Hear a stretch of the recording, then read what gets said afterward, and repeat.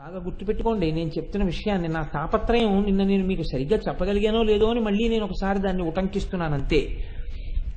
అయ్యో వీళ్ళు నన్ను నమ్మి పాపం కూర్చున్నారు ఇంత దూరం పరిగెత్తుకొచ్చి. నేను సరిగ్గా ఇంకొకసారి చెప్తే నా సొమ్ము ఏం పోయింది, ఇంకొకసారి అందుతుందేమో అని నా తాపత్రయం అంతే. ఎందుకు అలా చెప్తున్నావు అనుకోకండి. ఇప్పుడు ఆనందము అన్నదానికి ముందు ఒకటి ఉంటుంది, కామము. మీరు దీన్ని కొంచెం పట్టుకునే ప్రయత్నం చేయండి. కామము అంటే తుచ్చ కామము పక్కన పెట్టేయండి. కామం అనగా కోరిక. నాకు ఒక సుఖము ఒక ఆనందము కలగాలనుకోండి, ఆ ఆనందమునకు ముందు ఉండేది ఏదంటే కోరిక ఉంటుంది. ఇప్పుడు ఉదాహరణకి నాకు వెంకటేశ్వర స్వామి వారి ప్రసాదం లడ్డు ఏదో పెద్ద లడ్డు అని ఇస్తుంటారే, ఆ పెద్ద లడ్డు ఒకటి పూర్తిగా నేను తినేయాలి అని నాకు ఒక కోరిక పుట్టింది. అంటే నాకేం లేదు సుమండి, ఏదో ఉదాహరణకి చెప్పానంతే. ఒక పెద్ద లడ్డు తినేద్దాం అని నాకు కోరిక ఉందనుకోండి. ఇప్పుడు ఈ కోరిక బాగా పెరుగుతుంటే నేను ఆనందాన్ని పొందుతానా? ఎంత పెరుగుతుంటే మనసు ఆ వస్తువు గురించి అంత వెంపర్లాడుతుంది. ఈ కోరిక ఎప్పుడు తృప్తి పొందేస్తుంది? నేను దాన్ని అనుభవించేసినప్పుడు కదండి. ఇప్పుడు ఆ పెద్ద లడ్డు ఎవరో అకస్మాత్తుగా తెచ్చి మీకు ఇద్దామని తెచ్చాను కోటేశ్వరారం, లడ్డు నా చేతిలో పెట్టారనుకోండి. నేను ఉత్తర క్షణం అయ్యో ఎవరైనా ఏమైనా అనుకుంటారేమో అని కూడా చూడకుండా, గోపాలకృష్ణ గారు లోపలికి వెళ్ళాక ఒకసారి తలుపేసేయండి, ఒక్క 5 నిమిషాలు మీరు కూడా బయటికి వెళ్ళిపోండి, ఆయనకి ఏమైనా ముఖ పెట్టవలసి వస్తుందేమో అని బయటికి వెళ్ళిపోమని నేను ఒక్కడనే గబ లడ్డంతా తినేసి ఆఖరణ చేతి కట్టుకున్నది కూడా ఇలా ఇలా అని పడేసుకొని ఓ గ్లాసు నీళ్ళు తాగేసాను అనుకోండి. ఇప్పుడు ఏమైంది? జాగ్రత్తగా గుర్తుపట్టండి. పెద్ద లడ్డు తినాలన్న నా కోరిక తీరిపోయింది. ఇప్పుడు తీరింది లడ్డు నేనైపోయినప్పుడు. మీరు పసిగట్టారా? ఇప్పుడు లడ్డుందా నేనున్నానా? లడ్డు నేనైపోయింది. లడ్డు నేనైపోతే నా ఆనందం ఆవిర్భవించింది. తిన్నానన్న ఆనందం నాకు వచ్చింది. తిన్నానన్న ఆనందం ఎక్కడిది? ఇక్కడిదే, కోరిక పక్కన అది కూర్చుంది. ఇక్కడ లడ్డు నేనైపోతే ఈ ఆనందం పైకొచ్చింది. పైనుంచి ఆనందం రాలేదు, పైనుంచి లడ్డు వచ్చింది. ఆనందం ఇక్కడిదే పైకొచ్చింది. మీరు పట్టుకున్నారో లేదో? కోరిక పక్కన వస్తువు, కోరిక లోపలిదే, ఆనందం లోపలిదే. కోరిక తీరడానికి వస్తువు వచ్చింది, వస్తువు వస్తే ఆనందము ఇక్కడి నుంచే వచ్చింది. కామము వస్తువు పక్క పక్కన ఉండి ఆనందము ఉద్భుతమవుతోంది అస్తస్తమానం. ఈ ఉద్భుతమవుతున్న ఆనందం మాత్రం ఎప్పుడూ మీలోది. ఎప్పుడూ మీలోనే ఉన్న ఆనందం అస్తస్తమానం వస్తువుల చేత పొందడం కాదు. 3 లోకములో ఉన్నటువంటి సమస్త కాంతలు నీకు ఎందుకు వశమవరు అంటే దాని అర్థం ఏమిటో తెలుసా అండి? కాంత అని కాదు, కామమునకు కామోపభోగమునకు స్త్రీ సంపర్కాన్ని ఉదాహరణగా ఎక్కువగా చెప్తారు. కనుక ఆయన ఉద్దేశ్యం ఏమిటంటే శంకరాచార్యులు వారిది, నీవు పూర్ణుడవై ఆనందము ఇక్కడే ఉన్నది. ఈ 3 లోకములలో సమస్త ఆనందము ఏది ఉన్నదో ఆ ఆనందము నాలో ఉన్నది. నేనే ఆనంద స్వరూపుడనై ఉన్నాను. నాది దుఃఖ స్వరూపము కాదు, నేనే ఆనందం. నేను ఆత్మ. ఆత్మకు అసలు దుఃఖం అన్నది అంటదు.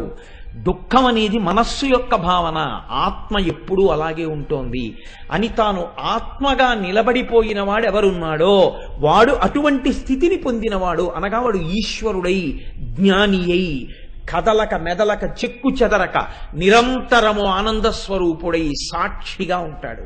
ఏది మారుతోంది? ఇది మారుతోంది. దీనికి కష్టం, దీనికి సుఖం, దీనికి దుఃఖం, అన్నింటికీ వాడు సాక్షి. మీరు చూడండి, 50 రూపాయలు పెట్టి టికెట్ కొనుక్కుని సినిమా హాల్లోకి వెడతారు. వెళ్ళి కూర్చున్నాడు. ఒక వ్యక్తి అన్నం లేక సినిమాలో అడుక్కుంటున్నాడు. సినిమాలో అడుక్కోవడం అంటే నా ఉద్దేశం సినిమాలో ఒక పాత్ర అడుక్కుంటోంది. ఎవరు వేయలేదు అన్నం. అతను స్పృహ తప్పి పడిపోయాడు. స్పృహ తప్పి పడిపోతే అటుగా వెళ్ళిపోతున్నటువంటి ఒక కుక్క వచ్చి ఏం చేసిందంటే అతను శరీరాన్ని విడిచిపెట్టేశాడేమో అని అనుకుని అతని చెవు కొరికింది. కుయ్యోమని అరిచాడు అతను. ఇప్పుడు మీరు అది చూసి కన్నుల నీరు కారుస్తారు. అబ్బబ్బబ్బా, ఎంత ఉదారమైనటువంటి, ఎంత విచారకరమైన విషయం నిజంగా అని. ఇప్పుడు అతను ఎన్ని కోట్ల మంది చేత కంట నీరు అలా పెట్టించగలిగితే అతనికి అంత పెద్ద అవార్డు వస్తుంది. మీరు ఆలోచించండి. అతను అలా బాగా యాక్ట్ చేసి ఏం చేస్తాడంటే లేచి అవన్నీ విప్పేసి ఆ మొహానికి వేసిన రంగు తుడిచేసుకుని పెద్ద కారెక్కి ఇంటికి వెళ్ళిపోతాడు. అతను కోట్లకి పడగలెత్తినవాడు. అతను నిర్భాగ్యుడిగా నటించాడంతే. అసలు అతను నిర్భాగ్యుడా? అతను నిర్భాగ్యుడిగా చేసిన నటనకి మీరు 50 రూపాయలు ఇచ్చి ఏడ్చి బయటికి వెళ్ళిపోయారు. బయటికి వెళ్ళిపోయి అంటారు అబ్బబ్బా ఏమి యాక్ట్ చేశాడని. ఆఖరికి ఏం చేస్తుందంటే ఓ పెద్ద బంగారు నంది ఒకటి ఆయనకి ఇస్తారు. నంది అంటే ఆనందం. ఈ బాగా ఏడిపించిన వాడికి ఓ నందినిచ్చి ఎంత బాగా నటించావో అంటారు. అంటే ఇప్పుడు నంది ఎందుకు అందుకున్నాడు? తన స్వరూపం అది కాకపోయినా తన స్వరూపము దరిద్రుడిలా బాగా నటించి చూపించినందుకు. ఇప్పుడు మీరు చెప్పండి, అతను దరిద్రుడు అయినందుకు నందిచ్చారా, దరిద్రుడిగా నటించినందుకు నందిచ్చారా? నటించినందుకు నందిచ్చారు. అతను లోపల దరిద్రుడు కాడు, లోపల కోటీశ్వరుడు. ఈ 50 రూపాయలు ఇచ్చిన వాళ్ళల్లో ఎవడు వాడు ఐశ్వర్యానికి సరిపోడు. వాడు సింగపూర్ వెళ్ళి షాపింగ్ చేస్తాడు, వాడు దరిద్రుడు ఏంటి, వాడంతా బాగా నటిస్తాడంతే. అలాగే నీవు నిత్యతృప్తుడవు, పూర్ణుడవు, నువ్వు ఆత్మస్వరూపివి, నీవు ఆత్మవు. కానీ నువ్వు అజ్ఞానం చేత జీవుడు అనుకుంటున్నావు, అందుకని కోరుతున్నావు. నువ్వు ఎప్పుడైతే ఆత్మవని తెలుసుకున్నావో అన్నీ నీవైపోయాయి. లడ్డు నీవైపోయి ఆనందం వచ్చేసినట్టు అన్నీ నువ్వుగా మారిపోయి ఆనందముగా నిలబడిపోతావు. ఈ స్థితిని నువ్వు పొందుతావని రహస్యంగా చెప్పడం ఇది ఎప్పుడు అందుతుంది? శంకరాచార్యులు వారు ఈ శ్లోకంలో ఇలా ఎందుకన్నారండి అని మీరు ముందు బాగా ఆలోచించారు. గురుభక్తితో ఆలోచించేటప్పుడు. అంతేగాని శంకరాచార్యులు వారు ఇలా చెప్పారండి రేపటి నుంచి ఇలా ధ్యానం శ్లోకం మొదలెడదాం, ఒక్కళ్ళతో విసిగెత్తిపోతున్నానని చెప్పేసి ఈ ధ్యానం మొదలెట్టకూడదు. శంకర భగవత్పాదులంతటి వారు ఇలా చెప్తారా అని మీరు దాన్ని ఎందుకు ఇలా రచించి ఉంటారు అని మీరు బాగా తరచి ఆలోచన చేస్తున్నారనుకోండి, ఇలా రాయిరే ఎందుకు చెప్పుంటారు ఎంత ఆలోచించినా విడలేదు. ఇప్పుడు మీరు ఏం చేస్తున్నట్టు ఆలోచించడం అంటే ధ్యానం చేస్తున్నారు. ఆ ఎరుపు కాంతిలోకి మిమ్మల్ని తీసుకెళ్లడానికి జగద్గురువులు మీ చేత ధ్యానం చేయించారు. దాన్ని అర్థం అవ్వకుండా శ్లోకాన్ని నట్టిపెట్టి ఉంచారు. పొడుపు కథలు అంటారు మన వాళ్ళు. బాగా పొడుపు కథలు వేశారనుకోండి, బాగా ఆలోచిస్తాడు. మా చిన్నతనంలో అన్నం తింటుంటే మా అక్క అనేది ఏదో భూలోకం మీద వెండి లోకంలో ముత్యాల్లో 5 కాంతలు నాట్యం చేస్తున్నారు, ఏదో చెప్పరా పెద్ద తమ్ముడు అనేది.